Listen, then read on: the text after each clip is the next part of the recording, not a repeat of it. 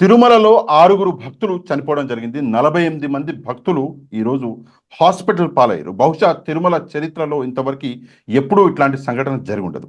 నిజంగా ఈరోజు పెద్ద ప్రశ్న ఏంటంటే, ఈ జరిగిన సంఘటనకి బాధ్యత ఎవరు తీసుకోబోతున్నారు? కూటమి ప్రభుత్వం తీసుకుంటుందా? లేదా టీటీడీ బోర్డు తీసుకుంటుందా? లేదంటే పోలీసులు తీసుకుంటారా? ఈ ముగ్గురులో ఎవరు ఈ చావులకి బాధ్యత తీసుకోబోతున్నారు అన్న విషయాన్ని ఈరోజు మనం డిస్కస్ చేద్దాం. మనతో పాటు కారుమూరి వెంకటరెడ్డి గారు, వైఎస్ఆర్సీపీ అఫీషియల్ స్పోక్స్ పర్సన్ ఉన్నారు. నమస్తే అన్న, welcome to the media report. నమస్తే అన్న భాష అన్న, మీకు ది మీడియా రిపోర్ట్ ప్రేక్షకులందరూ నమస్కారం. చాలా బాధాకరమైన విషయం అన్న. 6గురు చనిపోవడం జరిగింది. అది కూడా భక్తులు, దేవుడి దర్శనానికి వచ్చినటువంటి భక్తులకు కూడా టికెట్లు తీసుకొని మరీ ఈరోజు సెక్యూరిటీ ఇవ్వలేని దుస్థితిలో ఈరోజు మన ఇక్కడ ఏమంటే కూటమి ప్రభుత్వము, టీటీడీ, పోలీసులు ఉన్నారు అంటే దేనికన్నా మరి వీళ్ళందరూ ఉండి ఎవరు ఈ బాధ్యత తీసుకోవాలి? ముందుగా ఆ ప్రశ్నకు సమాధానం చెప్పండి. ఒకటేంటంటే ఇక్కడ 6గురు భక్తులు, ఎందుకంటే వైకుంఠ ద్వార దర్శనం ద్వారా ఏదైతే దర్శనం చేసుకుంటే మహాపుణ్యం కలుగుతా ఉంటది.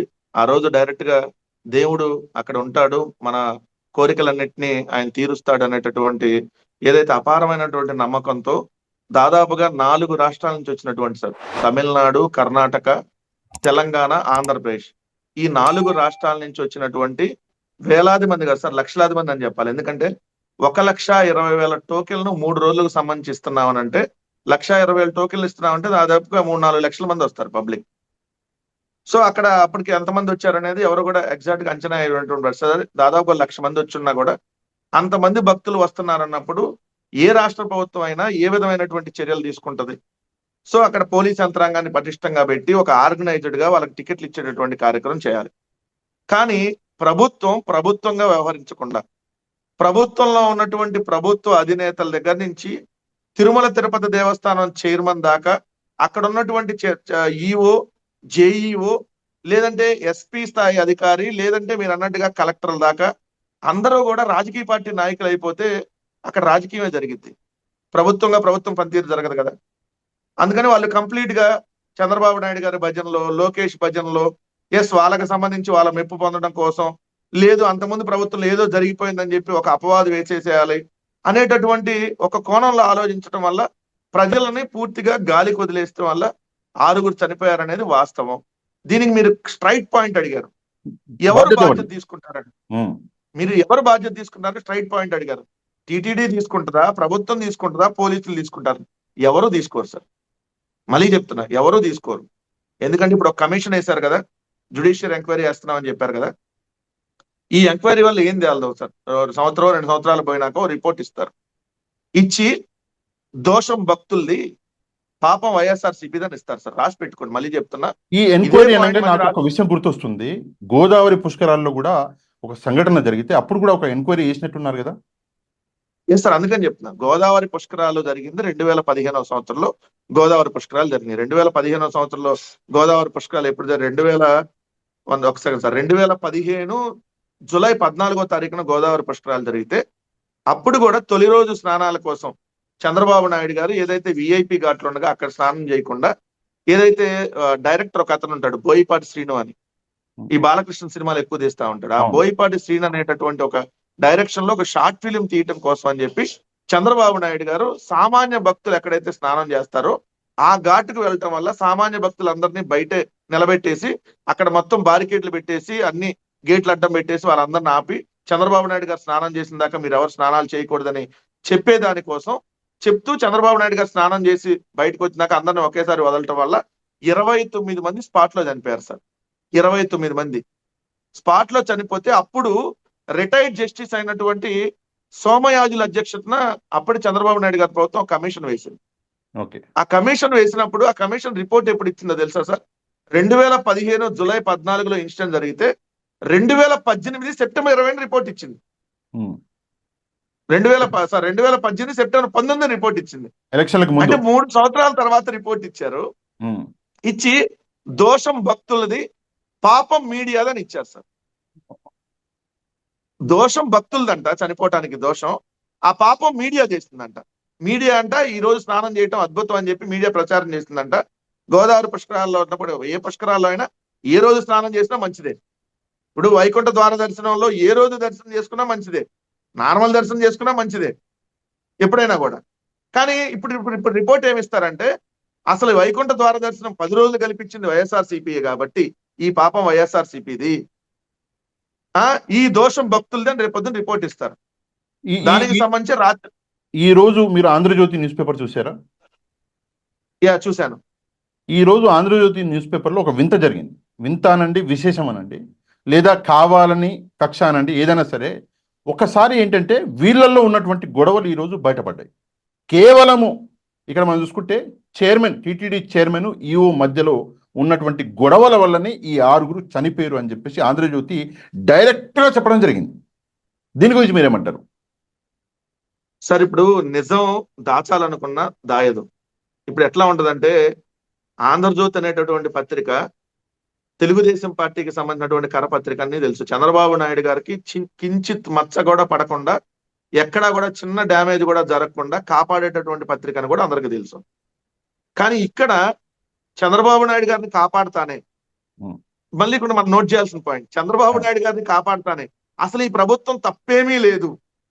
ఇక్కడ టీటీడీ చైర్మన్ కి ఈఓకి మధ్య ఏదైతే గ్యాప్ ఉంది దానివల్ల ఏంటంటే వాళ్ళ సమన్వయ లోపం వల్ల జరిగిందని చెప్పి వాళ్ళ మీద నెట్టేసేటటువంటి ప్రయత్నంగా చంద్రబాబు నాయుడు గారిని కాపాడే ప్రయత్నంగా మనం చూడాలి. నిజంగా వాళ్ళిద్దరి మధ్య గ్యాప్ ఉన్నమాట వాస్తవమే. వాళ్ళిద్దరి మధ్య ఉంది సార్. ఆంధ్రజ్యోతి రాధాకృష్ణకి టీవీ5 చైర్మన్ కూడా గ్యాప్ ఉంది కదా. ఏదైతే టీవీ5 ఇప్పుడు టీటీడీ చైర్మన్ గా ఉన్నటువంటి వాళ్ళకి కూడా గ్యాప్ ఉంది కదా. రెండు మీరు రాసినటువంటి దాంట్లో ఒక ముఖ్యమంత్రి సమక్షంలో ఒక చైర్మన్, ఒక అధికారి ఇద్దరు గొడవ పడుతున్నారంటే చంద్రబాబు నాయుడు గారు 45 ఏళ్ల రాజకీయ జీవితంలో రాజీనామా చేసి బయటికి వెళ్ళాలి. సిగ్గు కొంచెం అన్నా ఉంటే చంద్రబాబు నాయుడు గారు ఇంచిత్ 0.001% అన్న చంద్రబాబు నాయుడు గారికి సిగ్గు శరం అనేది ఉంటే, నీ సమక్షంలో ఒక పవిత్రమైనటువంటి స్థానంలో తిరుమల తిరుపతి దేవస్థానం పైన టెంపుల్ పైన ఉన్నారు సార్. వీళ్ళు టెంపుల్లో ఉన్నారు. నా కింద కాదు ఈ సమీక్ష, అవును పైన కింద తిరుపతిలో కాదు, తిరుమలలో సమీక్ష. తిరుమలలో కొండ మీద కూర్చొని మీరు సమీక్ష చేస్తా ఉన్నప్పుడు చంద్రబాబు నాయుడు గారు చేయాల్సింది ఏంటంటే అక్కడ వాళ్ళు గొడవ పడతారా? నీకు సంబంధం, నాకు సంబంధం, నువ్వు నాకు తెలియకుండా డెసిషన్లు తీసుకున్నావు, నేను నీకు తెలియకుండా డెసిషన్ తీసుకున్నావు. మీరు ఎవరికి తెలియకుండా మీరు డెసిషన్లు తీసుకున్నా మీ వల్ల 6 ఈ రోజు ప్రాణాలు కోల్పోయారనేది వాస్తవం కదా. అంటే మీ ఇద్దరి మధ్య, అంటే మీ ఇద్దరు కారణంగా 6 ప్రాణాలు కోల్పోయారంటే చంద్రబాబు నాయుడు నిజంగా మనిషి పుట్టక పుట్టుంటే ఎంతకంటే పెద్ద మాటలు రావట్లేదు సార్. నేను ఆ 6 మరణాల బాధతో మాట్లాడుతున్నా. చంద్రబాబు నాయుడు గారికి సిగ్గు శరం కొంచెమన్నా ఉంటే, మానవత్వం కొంచెమన్నా ఉంటే ముందు చైర్మన్ సస్పెండ్ చేసి, ఆ పొజిషన్ తీసేసి, ఈవోని అక్కడి నుంచి సస్పెండ్ చేసి వాళ్ళ మీద కేసు పెట్టి ఎంక్వైరీ చేయాలి. వాళ్ళిద్దరు గొడవ పడతా నీకు తెలియకుండా నాకు చెప్పలేదు, నువ్వు చెప్పలేదు అంటే మేమంతా దాని మీద గాలి కొదిలేయటం వల్ల 6 చనిపోయారని అఫీషియల్ గా ఒక ముఖ్యమంత్రి సమక్షంలో వాళ్ళు ఒప్పుకున్నారు. ముఖ్యమంత్రి సమక్షంలో చైర్మన్ ఈవో ఒప్పుకున్నారు. అవును, నీ వల్ల తప్పు జరిగింది, నీ వల్ల తప్పు జరిగిందండి. మీ ఇద్దరి వల్ల తప్పు జరిగింది. ఈ రోజు ఒకరి వల్ల జరగల, మీ ఇద్దరి వల్ల తప్పు జరిగింది. మరి జరిగినప్పుడు మరి మీ ఇద్దరు కదా అక్కడ బాధ్యులు. 6 మరణాల కారణం మీరు కదా. మరి మిమ్మల్ని చంద్రబాబు నాయుడు తీసేయాలి కదా, అక్కడి నుంచి తీసేసి మీ మీద యాక్షన్ తీసుకోవాలి కదా. అంటే ఈరోజు చంద్రబాబు నాయుడు కూడా బాధ్యుడే కదా. మీరు ఇందాక అడిగిన క్వశ్చనే దీంట్లో టీటీడీ బాధ్యతే, ప్రభుత్వం బాధ్యతే, పోలీస్ వ్యవస్థ కూడా బాధ్యతే. పోలీస్ వ్యవస్థ ముందే చెప్పాలి, సార్ ఇంతమంది కావాలి, మేము లేకపోతే చేయలేమని చెప్పి ఖరాఖండిగా ఎస్పీ డీజీపీకి చెప్పాలి, డీజీపీ హోంమంత్రికి చెప్పాలి, హోంమంత్రి చంద్రబాబు నాయుడు గారికి చెప్పి భద్రత కల్పించాలి. మరి లేనప్పుడు అందరూ బాధ్యులే కదా సార్. సో దీంట్లో ఈ విషయంలో ప్రభుత్వంలో ఉన్నటువంటి అధికార యంత్రాంగంతో పాటు ప్రభుత్వంలో ఉన్నటువంటి పెద్దలు, టీటీడీ అందరూ బాధ్యులు సార్. ఈ విషయంలో ఇంకా ముందుకు వెళ్ళడానికి ఇంకా కొంచెం అధికారాల గురించి కూడా ఒక ప్రశ్న ఉంది. దానికి రావడానికి ముందు ఎస్పీ గారు, సుబ్బారాయుడు గారు అనుకుంటా, ఎస్పీ గారి గురించి కూడా, ఆయన గురించి కూడా చాలా అంటే విషయాలు ఇంతకు ముందు కూడా బయటకు వచ్చాయి. ఒకసారి అయితే జగన్మోహన్ రెడ్డి గారే ఆయన చేస్తున్న పని అన్నది కరెక్ట్ కాదు అని చెప్పేసి చెప్పడం జరిగింది. ఆయన గురించి ఏమంటారు సార్? ఆయన చాలా సన్నిహితుడు చంద్రబాబు నాయుడు గారికి అంటారు, ఈరోజు మరి సస్పెండ్ చేయవలసి వచ్చింది. సార్ నేను ఒక్కటి క్లియర్ గా చెప్తున్నా ఏంటంటే, ఇప్పుడు సుబ్బారాయుడు అనేటటువంటి ఎవరైతే ఎస్పీ ఉన్నాడో అతన్ని ఏరి కోరి మరి ప్రేమతో చంద్రబాబు నాయుడు గారు ఇక్కడ తెచ్చుకున్నారనేది వాస్తవం. ఆయన ఇక్కడికి ఏరి కోరి మరి కావాలని తిరుపతికి ఎస్పీగా వేయించుకున్నారనేది వాస్తవం. వేయించుకున్న దాంట్లో నేను తప్పని కూడా కొన్ని విషయాలు అన్నాను సార్. ఎందుకంటే వేయించుకున్న బాధ్యతగా పనిచేయాలి కదా. నువ్వు చంద్రబాబు నాయుడు భజనలో రోజు ఉండి అంటే ఇక్కడ చంద్రబాబు నాయుడు గారు తప్పు కూడా ఉంది. చంద్రబాబు నాయుడు గారు తప్పు కూడా ఎందుకు ఉంది అంటున్నా అంటే ఈయన భజన కోసం తెప్పించుకున్నాడు అక్కడ.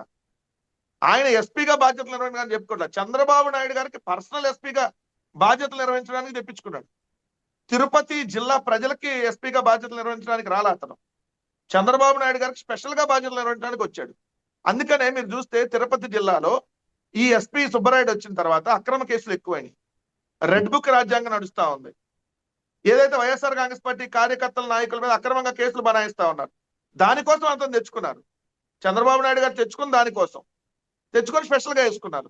మరి ఆయన అప్పుడు వాళ్ళు చెప్పినట్టే వింటాడు తప్ప ప్రజలు ఇంతమంది వస్తున్నారు, ఇంతమంది భక్తులు వస్తారు, ఇన్ని రాష్ట్రాల నుంచి వస్తారు, సో ఇంతమంది మనం పటిష్టమైనటువంటి భద్రత కల్పించాలి, ఎక్కడ తొక్కిసలాట జరగకూడదు, వాళ్ళకి సంబంధించి మనం చూడాలనేటటువంటి అవగాహన ఎందుకు ఉంటుందండి అతనికి?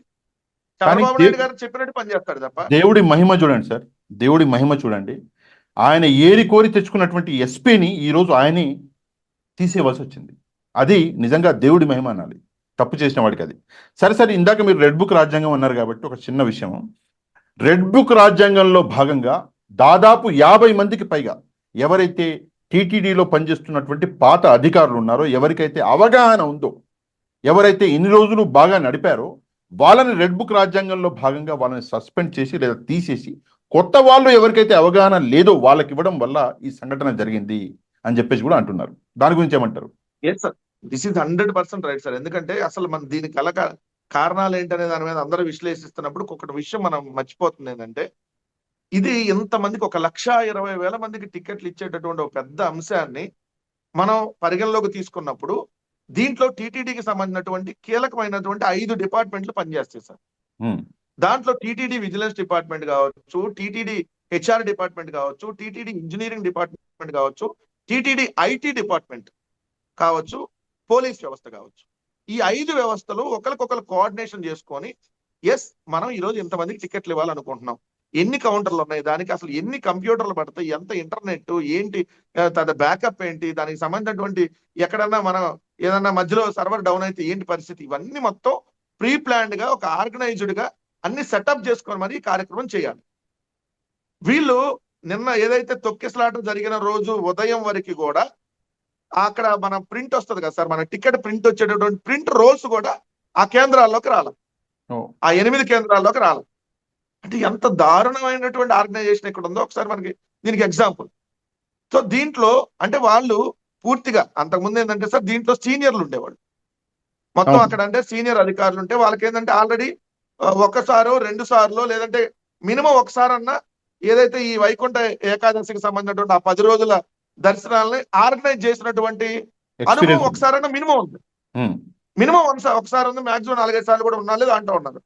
ఆ హెడ్ ఆఫ్ ద డిపార్ట్మెంట్లు ఎవరైతే ఉన్నారో ఇప్పుడు నేను చెప్పినటువంటి ఈ విజిలెన్స్ కావచ్చు లేదంటే ఐటీ కావచ్చు, వీళ్ళందరినీ వైఎస్ఆర్సీపీ ప్రభుత్వంలో వీళ్ళు ఉన్నారు అనేటటువంటి దాంట్లో భాగంగా వాళ్ళందరినీ తొలగించి తెలుగుదేశం పార్టీకి కొమ్ము కాసి పక్కా రాజకీయాలు చేసి పక్కా రాజకీయ వ్యక్తులను తీసుకొని వచ్చి అక్కడ కూర్చోబెట్టారు.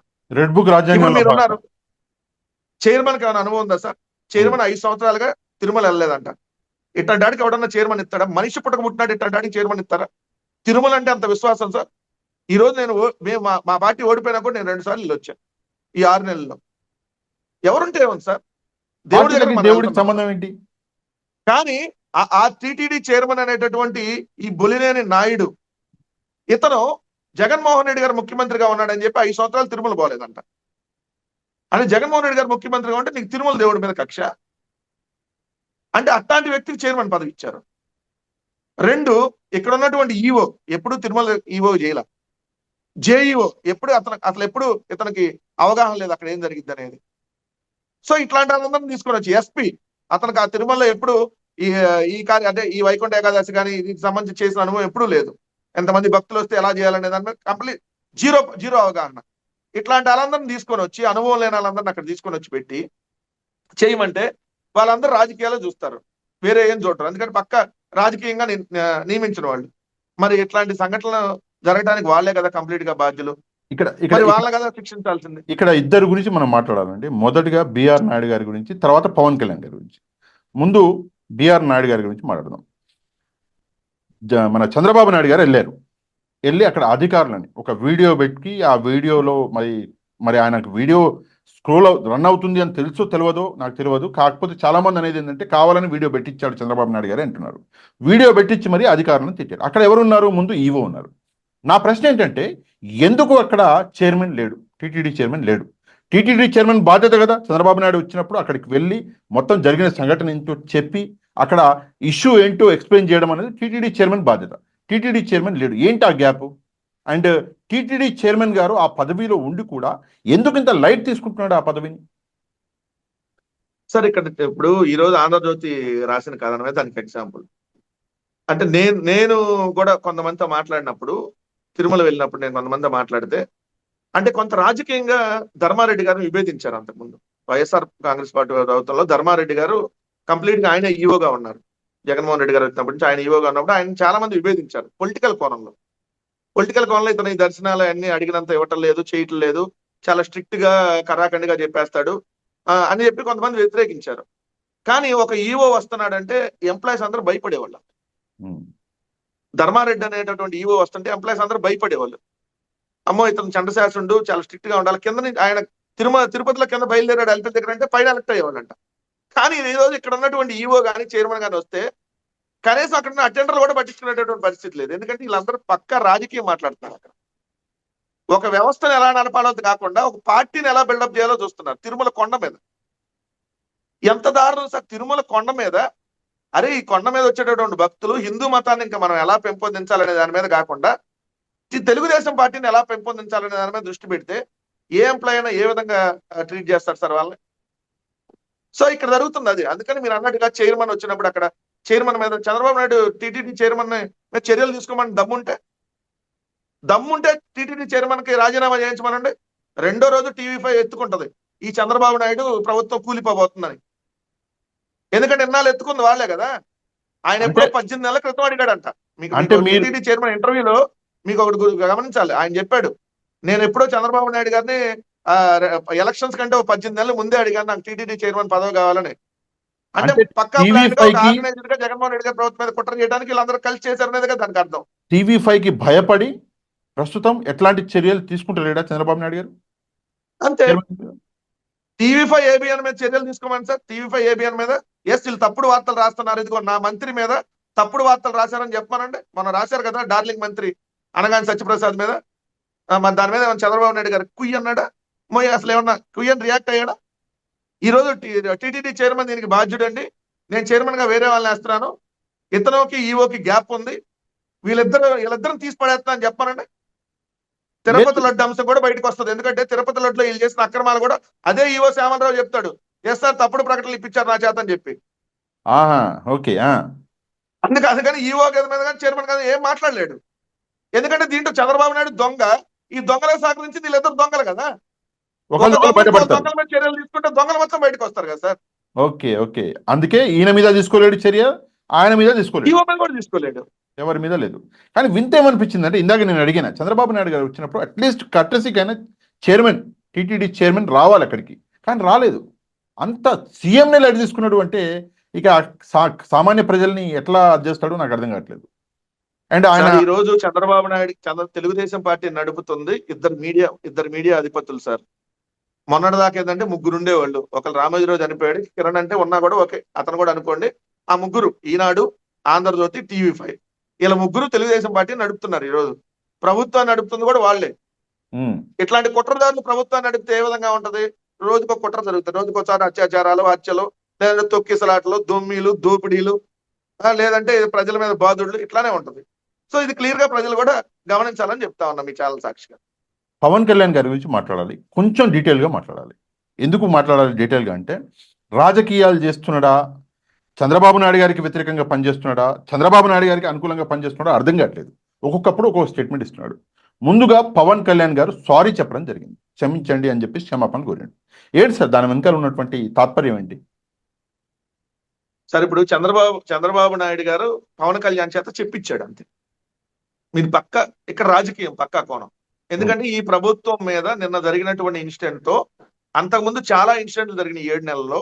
అది కేవలం ఆంధ్రప్రదేశ్ లో మాత్రమే వ్యతిరేకత వచ్చింది ఈ ప్రభుత్వం మీద. ఏది ఇక్కడ అత్యాచారాలు, హత్యలో, లేదంటే వీళ్ళు పొడమేరు వరదో, లేదంటే దాంట్లో కంట్రోల్ చేయలేక, లేదా రకరకాల ఇన్సిడెంట్లతో ఆంధ్రప్రదేశ్ లోనే చంద్రబాబు నాయుడు గారి ప్రభుత్వం మీద వ్యతిరేకత వచ్చింది.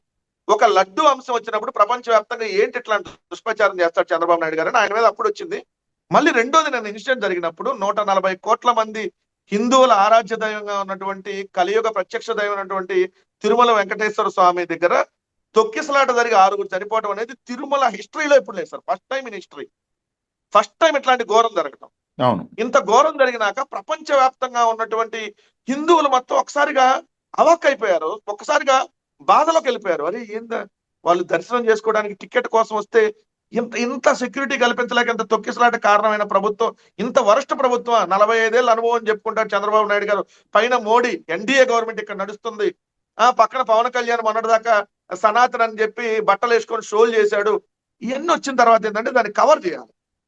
కవర్ చేయడానికి చంద్రబాబు నాయుడు గారు క్షమాపణ చెప్తే దానికి మొత్తం పూర్తిగా ఇదవుతుంది. అందుకని పవన్ కళ్యాణ్ చేత క్షమాపణలు చెప్తున్నాం అని చెప్పించాలి. అందుకని పవన్ కళ్యాణ్ చేత చెప్పించాలి.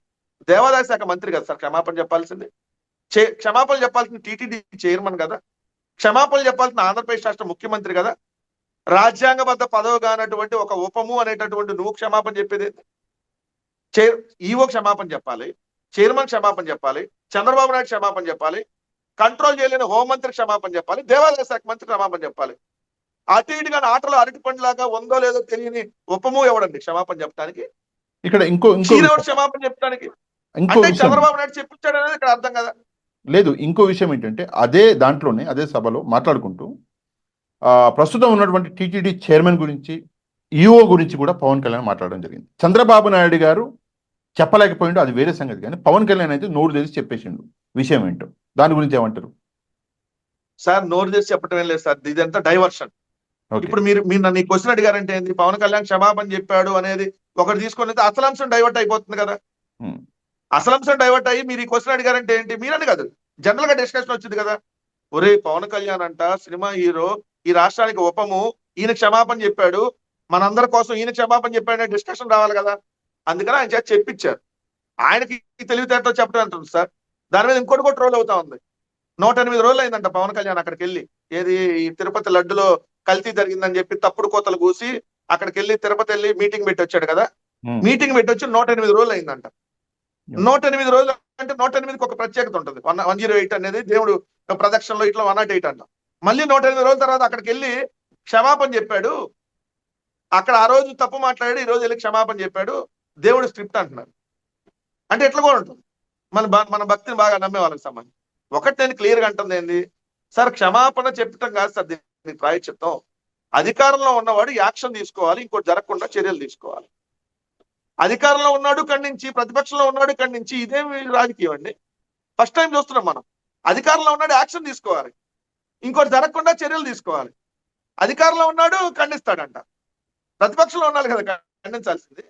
సో పవన్ కళ్యాణ్ అక్కడికి వెళ్ళి, అసలు పవన్ కళ్యాణ్ కాదు, ఒక్క నిమిషం సార్. నేను ఇక్కడ అందరూ నిన్న పవన్ కళ్యాణ్ వెళ్ళాడు ఒక టైంలో, చంద్రబాబు నాయుడు ఒక టైంలో వెళ్ళాడు. ఏంటంటే వీళ్ళిద్దరు వేరు ప్రభుత్వాలు ఏమైనా ఉన్నారా? వీళ్ళిద్దరు వేరు సంబంధించి యాంటీ రాజకీయ పార్టీలు ఏమైనా ఉన్నారా?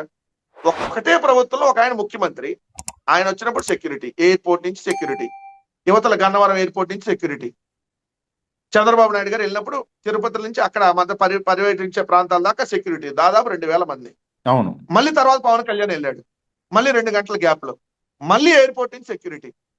అక్కడేమో క్యూ లైన్ లో భక్తులు ఉన్నారు టికెట్ల కోసం, ఏదైతే 3 రోజులు టికెట్లు ఇస్తున్నారు కదా దానికి సంబంధించి. ఏడేమో వివిఐపీలు, ముఖ్యమంత్రి ఒకసారి, ఉప ముఖ్యమంత్రి ఒకసారి వస్తారు, మంత్రులు ఒకసారి వస్తారు, హోంమంత్రి ఒకసారి వస్తుంది. మరి వీళ్ళందరూ నాకు ఒకటే ప్రభుత్వంలో ఉన్నప్పుడు ముఖ్యమంత్రి, ఉప ముఖ్యమంత్రి, అందరూ వెళ్ళి పరిశీలిస్తారా? వేరువేరుగా వెళ్ళి పరిశీలిస్తారా? అంటే జగన్మోహన్ రెడ్డి గారు వస్తున్నారు కాబట్టి, జగన్మోహన్ రెడ్డి గారు వచ్చేదాన్ని ఆపాలి కాబట్టి ఉస్కో అన్నాడు చంద్రబాబు నాయుడు. అరే బాబు నువ్వు తొందరగా వచ్చే, జగన్మోహన్ రెడ్డి గారు బయలుదేరుతాను అన్నాడు. ఆయన యాక్చువల్గా ఒంటికల్లా రావాలి, పవన్ కళ్యాణ్ పర్యటన ఉంది కాబట్టి. మరి పోలీసులు కూడా టైం చెప్తారు కదా సార్, ఉప ముఖ్యమంత్రి వస్తా అన్నాడు, మరి తర్వాత రండి మీరని. అందుకని చెప్పి జగన్మోహన్ రెడ్డి గారిని ఎప్పుడో నైట్ కొద్దిగా లేట్గా రానిచ్చాలి, లేదంటే అర్ధరాత్రి రానిచ్చేస్తే మీడియా కవరేజ్ ఉండదు అనే దానికోసం కూడా ఇది కుట్ర. ఎందుకు? లేదంటే పవన్ కళ్యాణ్ వెళ్తాం ఏంటంటే ఇద్దరు కలిసి వెళ్తారు కదా, చంద్రబాబు నాయుడు పవన్ కళ్యాణ్ ఇద్దరు కలిసి సమీక్షించాలి కదా ఒకే ప్రభుత్వంలో ఉన్నప్పుడు. ఎందుకు అని చెప్పేసి జగన్మోహన్ రెడ్డి గారు నడుచుకుంటూ రావాల్సి వచ్చింది, నాకు చెప్పండి sir. Z+ not Jaganmohan Reddy గారు, ఇక్కడ Z+ కేటగిరీ ఉన్నటువంటి వ్యక్తి. ఇక్కడ మనం నోట్ చేయాల్సిన పాయింట్, నాయకుడు. ఒక Z+ కేటగిరీ ఉన్నటువంటి వ్యక్తిని పర్మిషన్ లేకుండా జగన్మోహన్ రెడ్డి గారు రాలేదు. పర్మిషన్ లేకపోతే జగన్మోహన్ రెడ్డి గారిని అలౌ చేయరు. ఫస్ట్ పాయింట్ తాడేపల్లిలోనే ఆపేస్తారు. అంటే అవును. పోలీసు పర్మిషన్ తోనే జగన్మోహన్ రెడ్డి గారు ఏదైతే తిరుపతి ఎయిర్పోర్ట్కి వచ్చారో తిరుపతి ఎయిర్పోర్ట్ నుంచి హాస్పిటల్లో పరామర్శకు వచ్చారు. ఒక Z+ కేటగిరీ ఉన్నటువంటి వ్యక్తిని రోడ్డు మీద ఒక అరగంట మిమ్మల్ని ఆపుతామండి అంటే పోలీసులు ఎంత నిర్లక్ష్యంగా వ్యవహరిస్తున్నారు జగన్మోహన్ రెడ్డి గారి భద్రతకు అనేది ఒకసారి ప్రజలు కూడా గమనించమని చెప్తా ఉన్నా.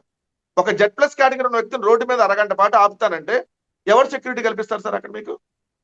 అసలు మీరు అరగంట ఉన్నప్పుడు ముందే ప్రోగ్రామ్ చేంజ్ చేయించుకోవాలి. అంటే పవన్ కళ్యాణ్ ప్రోగ్రామ్ ఒక టైం ఇస్తావు, టైం ప్రకారం చేయకుండా ఆయన ఇంకా సాగదీస్తా అక్కడ జగన్మోహన్ రెడ్డి గారి పర్యటనకి ఇంకా అంతరాయం కలిగించాలనేటువంటి ప్లాన్ ప్రకారం చేస్తా వీళ్ళు జగన్మోహన్ రెడ్డి గారి పర్యటనని ఆపాలి అనేటటువంటి ఉద్దేశంతో పోలీసులు కూడా అక్కడ ఆపటం వల్ల జగన్మోహన్ రెడ్డి గారు మీరు నా వెహికల్స్ కి మీకు ప్రాబ్లం ఏంటంటే నేను నడుచుకుంటూ వెళ్తానే వచ్చారు. అంతే కదా, ఆయన పరామర్శకి వెళ్తున్నారు. అవును. ఆయన పరామర్శకి వెళ్తున్నప్పుడు మీరు ఆపటం అనేది ఆపుతున్నప్పుడు మన లూసిఫర్ అనే సినిమా ఉంటుంది సార్. లూసిఫర్ సినిమాలో నా కార్లకే ప్రోటోకాల్ ఉంది కదా, నా మోహన్ లాల్ కార్లకే గారు. నేను నడుచుకుంటూ వెళ్తా, నన్ను మోహన్ ఎవరు లాల్. ఆపుతారని ఆయన వెళ్ళి అక్కడ ఏదైతే పరామర్శకి వెళ్తారో అక్కడ దానికి సంబంధించి సేమ్ ఇప్పుడు నేను జగన్మోహన్ రెడ్డి గారు కూడా నేను మీరు ఆపుతున్నారు కదా నేను నడుచుకుంటూ వెళ్తా అని చెప్పి మళ్ళీ దారిలో ఇంకా వాళ్ళు వైఎస్ఆర్ కాంగ్రెస్ పార్టీ నాయకులకు సంబంధించి ఇంకో వెహికల్ ఎక్కి మళ్ళీ హాస్పిటల్ దగ్గరికి వెళ్ళి వాళ్ళందరినీ పరామర్శిస్తే అక్కడ ఆ బాధితులు చెప్తున్న దాన్ని బట్టి చూస్తే సార్ ఎంత దారుణం అంటే వీళ్ళందరినీ డిశ్చార్జ్ చేసేస్తున్నారు జగన్మోహన్ రెడ్డి గారు వస్తున్నారని చెప్పి. ఏది దర్శనం ఎప్పుడు సార్? దర్శనం రాత్రి కాదు కదా, దర్శనం వైకుంఠ ద్వార దర్శనం ఈ రోజు. నిన్న జగన్మోహన్ రెడ్డి గారు వచ్చింది సాయంత్రం అక్కడ 6:30, 7 గంటల సమయంలో జగన్మోహన్ రెడ్డి గారు హాస్పిటల్కి వెళ్ళారు. అప్పుడు దర్శనాలు తీసుకెళ్తారంట వీళ్ళని. అసలు చూడండి ఎంత విడ్డూరం. నిన్న కాదు కదా వైకుంఠ ద్వార దర్శనం, ఈ రోజు కదా. అంటే జగన్మోహన్ రెడ్డి గారు కలవకుండా పేషెంట్లని ఆయన రాకముందే అక్కడి నుంచి తరలించాలి అని చెప్పేసి ప్రభుత్వం ప్రయత్నించిందంటారా? Yes sir. ఇప్పుడు నిన్న జనవరి 9వ తారీఖు సార్, నిన్న ఇన్సిడెంట్ జరిగింది. జనవరి 8వ తారీఖు ఇన్సిడెంట్ జరిగింది. నిన్న 9వ తారీఖు జనవరి. నిన్న 9వ తారీఖు సాయంత్రం జగన్మోహన్ రెడ్డి గారు పరామర్శకు వెళ్ళారు. వైకుంఠ ద్వార దర్శనం 10వ తారీఖు, వైకుంఠ ఏకాదశి 10వ తారీఖు. కానీ ఈ భక్తులందరినీ 9వ తారీఖు దర్శనాలు తీసుకెళ్తామని చెప్పి డిశ్చార్జ్ చేశారు. అసలు మనం నోట్ చేయాల్సిన పాయింట్ అది. మనం దర్శనం ఈ రోజు ఉన్నప్పుడు సార్ రాత్రి జగన్మోహన్ రెడ్డి గారు వెళ్ళిపోయినాక మీరు అన్నట్టుగా అర్ధరాత్రి వాళ్ళందరినీ ఒక బస్సులో తీసుకొని వెళ్ళి నిజంగా దర్శనం చేయించవచ్చు. ఎందుకంటే మిడ్-నైట్ 2 గంటల తర్వాత ఎన్ని దర్శనాలు ఉంటాయి కాబట్టి స్టార్ట్ అవుతుంది కాబట్టి మీరు అప్పుడు తీసుకెళ్లవచ్చు. కానీ జగన్మోహన్ రెడ్డి గారు వస్తున్నారని చెప్పి చంద్రబాబు నాయుడు గారు ఆదేశించారు, ఇక్కడ మొత్తాన్ని క్లియర్ చేయండి. ఎందుకంటే దాదాపు 44 మంది 45 మంది ఉన్నారు సార్ అక్కడ. దాంట్లో ఒక 7-8 మందికో కొంచెం బాగా ఎక్కువ గాయాలైనవి, తీవ్ర గాయాలైనవి. సో మిగిలిన వాళ్ళకి నార్మల్ గాయాలతో ఉన్నారు కాబట్టి వాళ్ళందరినీ డిశ్చార్జ్ చేస్తారు జగన్మోహన్ రెడ్డి గారు వస్తున్నారని. ఎందుకు వాళ్ళందరి దగ్గర జగన్మోహన్ రెడ్డి గారు వెళ్తే ఒక్కొక్కరు ఒకటి చెప్తారు, ఈ ప్రభుత్వం ఏం తప్పిదాలు చేసింది, కనీసం మంచినీళ్ళు ఇవ్వలేదు, టిఫిన్ల సంగతి దేవుడు ఎరుగు, కనీసం మంచినీళ్ళు కూడా ఇవ్వలేదు, మమ్మల్ని అందరినీ క్యూ లైన్ లో కుక్కి దాదాపుగా 24 గంటలు అక్కడే నిలబెట్టారు, ఊపిరాడలేదు, ఇవన్నీ చెప్తారు. కాబట్టి ప్రభుత్వ వైఫల్యం బయటపడకూడదని చెప్పి డిశ్చార్జ్ అంట జగన్మోహన్ రెడ్డి గారు వస్తారని. ఒక్క విషయం సార్, ఇందాక మీరు చెప్పిన మాటలో ఒక విషయం, సీరియస్ అంశం ఉంది. జగన్మోహన్ రెడ్డి గారు సెక్యూరిటీ, ఆయన సెక్యూరిటీ గురించి మనం ఆలోచించాలి. ఆయన ఒక ఎక్స్-సీఎం, ఆయన Z+ లో ఉన్నారు, ఆయన సెక్యూరిటీలో ఉన్నారు. అట్లాంటి వ్యక్తిని అక్కడ ఆపడము, ఆయన అక్కడి నుంచి నడుచుకుంటూ రావడము, పోలీసులు ఎట్లాంటి క్లియర్ చేయకపోవడం, ట్రాఫిక్ క్లియర్ చేయకపోవడము, ఈ మొత్తం జరిగిన ఏదైతే ఉందో సిచ్యువేషన్, ఈ సిచ్యువేషన్ లో ఒకవేళ జగన్మోహన్ రెడ్డి గారి సెక్యూరిటీ బ్రీచ్ అయి ఉంటే అప్పుడు పరిస్థితులు ఏంటి? ఎవరు దానికి బాధ్యత వహించేవారు? ఇప్పటికీ నేను ఒక జగన్మోహన్ రెడ్డి గారి అభిమానిగానో వైఎస్ఆర్ కాంగ్రెస్ పార్టీ కార్యకర్తగానో చెప్పట్లేదు సార్. జగన్మోహన్ రెడ్డి గారికి ప్రాణహాని ఉందనేది వాస్తవం. ఎందుకంటే జగన్మోహన్ రెడ్డి గారు ప్రతిపక్షంలో ఉన్నప్పుడు కావచ్చు, అధికార పక్షంలో ఉన్నప్పుడు కావచ్చు, ఒక మాఫియాతో పోరాడాడు. అవును, ఒక మాఫియా, ఎడ్యుకేషన్ మాఫియా, లేదంటే మీరు అన్నట్టుగా హెల్త్ మాఫియా, ఏదైతే అనేక రకాలైనటువంటి మాఫియాల్ని కంట్రోల్ చేయడం కోసం ఒక సంస్కరణ తీసుకొని వచ్చి ఆ మాఫియాతో పోరాడాడు. జగన్మోహన్ రెడ్డి గారిని భౌతికంగా లేకుండా చేయాలి అని సాక్షాత్తు ఇప్పుడు ఉన్నటువంటి స్పీకర్ మాట్లాడాడు రీసెంట్ గా. 6 మంత్స్ బ్యాక్ అధికారంలోకి వచ్చిన స్టార్టింగ్ లోనే ఆయన స్పీకర్ గా కాకముందే ఎవరైతే మంత్రిగా ఎమ్మెల్యేగా ఉన్నటువంటి ఏదైతే అయ్యన్న పాత్రుడు, ప్రస్తుత స్పీకర్ అయ్యన్న పాత్రుడు, జగన్మోహన్ రెడ్డి గారు భౌతికంగా బతికే ఉన్నాడు, ఆయన్ని భౌతికంగా లేకుండా చేస్తేనే జగన్మోహన్ రెడ్డి గారిని మనం లేకుండా వైఎస్ఆర్ కాంగ్రెస్ పార్టీ పోతుంది అని మాట్లాడాడు అన్నప్పుడు జగన్మోహన్ రెడ్డి గారికి ఖచ్చితంగా థ్రెట్ ఉందనేది వాస్తవం. ఎందుకంటే ఎల్లో మీడియా కథనాలు కానీ మీరు ప్రతిరోజు జగన్మోహన్ రెడ్డి గారికి అంత సెక్యూరిటీ ఎందుకు, జగన్మోహన్ రెడ్డి గారి ఇంటి చుట్టుపక్కల బారికేడ్లు ఎందుకు పెడుతున్నారు, ఆ గ్రిల్స్ ఎందుకు పెడుతున్నారు, చంద్రబాబు నాయుడు గారి ఇంటికాడ బారికేడ్స్ ఉండవండి, పవన్ కళ్యాణ్ ఇంటి పక్కల బారికేడ్స్ ఉండవా? గేమ్ చేంజర్ అనే ఒక పనికి మాలిన సినిమా ఈవెంట్ కి 1000 మందిని పెట్టారండి పోలీసులు బందోబస్తు. ఎవరండి వాళ్ళు? ఈ సమాజానికి ఎవడన్నా పనికొచ్చేవాడు దాంట్లో ఉన్నాడా? Straight asking. ఆ ఫంక్షన్కి వచ్చినాడు సమాజానికి పనికొచ్చేవాడు ఒకడన్నా ఉన్నాడు దీంట్లో? 1000 మంది పోలీసులు ఎందుకండి బందోబస్తు? ప్రధానమంత్రి నరేంద్ర మోడీ గారికి ఉండాలండి భద్రత. మేము భద్రతనే తప్పు పట్టట్ల, విఐపీలకు భద్రత ఉండాలి. 400 మంది ఎస్ఐలు వెళ్ళారండి నిన్న. మొత్తం 5000 మంది కానిస్టేబుల్ వెళ్ళారు. 5000 మంది కానిస్టేబుల్, 400 మంది ఎస్ఐలు, సిఐలు ఒక 160 మంది. ఏది నిన్న నరేంద్ర మోడీ గారి మీటింగ్ జరుగుతుంటే చూడండి సార్, 32 మంది ఐపీఎస్లు, 32 ఐపీఎస్లు సార్, 18 మంది అడిషనల్ ఎస్పీలు, 60 మంది డిఎస్పీలు, 180 మంది సిఐలు, 400 మంది ఎస్ఐలు, 5000 మంది కానిస్టేబుల్లు. ఈనాడు పత్రికలోనే వేశారండి ఇది. మళ్ళీ నేను చెబుతున్న కరెక్ట్ కాదు చెక్ చేసుకోవచ్చు వాళ్ళు, ఎందుకంటే ఇవన్నీ మీరు అన్నారండి. అంటే దాదాపుగా 6000 మంది బందోబస్తు ఉంటే, మరి సామాన్య భక్తులు 1,00,000 మంది టికెట్ల కోసం వస్తుంటే 30 మందిని, 20 మందిని, 10 మందిని పెడతారండి. ఒక కౌంటర్ దగ్గర, ఒక కేంద్రంలో 10 కౌంటర్లు ఉంటే 30 మంది ఉన్నారు సార్ 10 కౌంటర్లకి. 30 మంది ఉన్నారు 10 కౌంటర్లకి. అక్కడ 5000 మంది, 6000 మంది ఉంటారు. మరి ఇక్కడ మన భద్రత అందరికి ఉండాలి కదా. చివరిగా జగన్మోహన్ రెడ్డి గారి భద్రత అంశంలో ఖచ్చితంగా ఈ ప్రభుత్వం నిర్లక్ష్యంగా వ్యవహరిస్తుంది అనేది వాస్తవం సార్. చివరిగా ఒక చివరి ప్రశ్న అండి, కొంచెం క్విక్ గా ఫినిష్ చేద్దాము. పరిహారం 25 లక్షల రూపాయలు చనిపోయిన వాళ్ళకి, అది కాకుండా ఒక కాంట్రాక్ట్ ఉద్యోగం వాళ్ళ కుటుంబంలో, ఇది ఒకటి. రెండవది 35 మంది ఏదో అంటున్నారు, 35 మందిలో 2 సీరియస్ గా ఉన్నారు. సీరియస్ గా ఉన్న వాళ్ళకి 5 లక్షల రూపాయలు, 33 మందికి 2 లక్షల రూపాయలు ఇస్తామని చెప్పేసి చంద్రబాబు నాయుడు గారు అనౌన్స్ చేయడం జరిగింది. దీని మీద జగన్మోహన్ రెడ్డి గారు 50 లక్షలు ఇవ్వాలి అని చెప్పేసి చెప్పడం జరిగింది. అందరికీ 5 లక్షల రూపాయలు ఇవ్వాలి ఎవరికైతే దెబ్బలు తగిలారు. ఈ పరిహారం ఏదైతే చంద్రబాబు నాయుడు గారు అనౌన్స్ చేశారో దాని గురించి ఏమంటారు మీరు? అది సరిపోతుందంటారా? సార్ ఒకటి ఏంటంటే, ఒక ప్రాణాన్ని మనం 1 కోటి రూపాయలు ఇచ్చినా తీసుకురాలేదు సార్. ప్రాణం ఖరీదు. ఎందుకంటే మీకు 10 కోట్లు ఇస్తాను బతికించమని 100 మంది అంటారు లైన్ లో. చనిపోయేటప్పుడు తన ఆస్తి 100 కోట్ల రూపాయల ఆస్తి ఉన్నాళ్ళు, బాబు నా ఆస్తి సగం ఇస్తా, లేదంటే ఆస్తి మొత్తం రాసిస్తా, నా ప్రాణాన్ని కాపాడంట. సో ప్రాణాన్ని పరిహారంతో తీసుకురాలేం. కానీ ఆ పరిహారం అనేది ఎంతో కొంత ఆ కుటుంబానికి ఉపశమనం కలిగిస్తుంది, ఆ కుటుంబాన్ని ఆదుకుంటది. ఆ పరిహారం వల్ల ఆ కుటుంబంలో ఉన్న మిగిలిన వారు నిరాశ్రయులు కాకుండా ఉంటారనేది ఇక్కడ పాయింట్. దాంట్లో ఒక కుటుంబంలో పెద్దది అనిపోయినప్పుడు మీరు అన్నట్టు కొంతమంది 10 లక్షలు ఇస్తారు, కొంతమంది 5 లక్షలు ఇస్తారు. ఇక్కడ మనం చూసాం 2 కోట్లు ఇచ్చారు. ఇక్కడ రేవతి అనే ఆమె చనిపోతే, ఏదైతే ఇక్కడ పుష్ప 2 అర్జున్ గారు సంధ్యా థియేటర్ అంటారు, 2 కోట్లు అడిగారు, డిమాండ్ చేశారు. ఈ కుహానా మేధావులందరూ 2 కోట్లు ఇవ్వాలి. కొంతమంది ట్రోల్ కూడా అయింది, ఆయనకి ఆ హీరోయిన్ ఇచ్చి పెళ్లి చేయాలని కూడా ట్రోల్ చేశారు.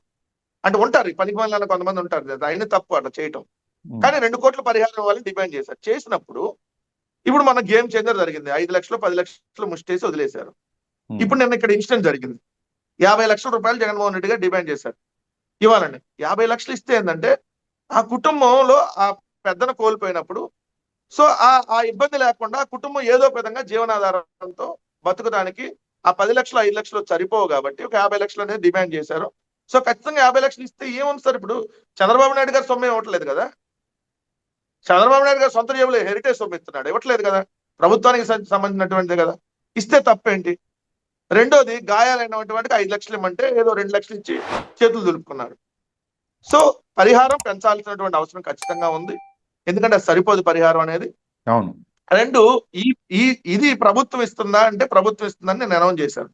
టీటీడీ కూడా ఇవ్వాలి కదా, ఇది కారణం వన్ ఆఫ్ ద టీటీడీ కదా. ఎందుకంటే నిన్న ప్రభుత్వం 25 లక్షలు ఇచ్చింది, టీటీడీ ఇంకో 25 ఇవ్వనండి.